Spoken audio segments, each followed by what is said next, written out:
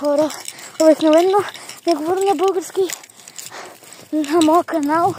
Не съм с български приятели. И да.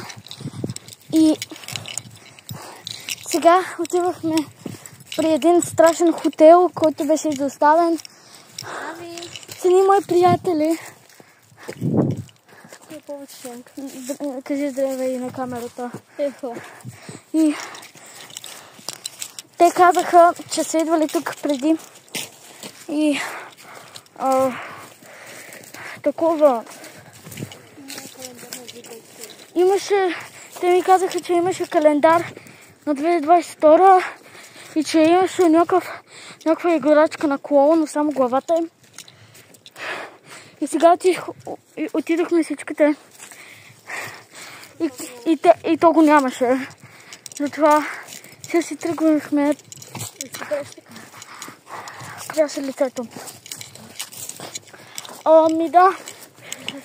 Просто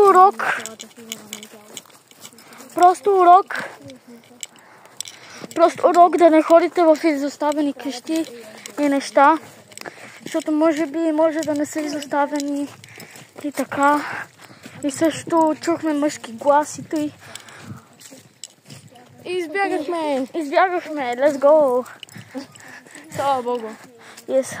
И да, просто урок да не ходите в изоставени неща или квартали или все едно какво.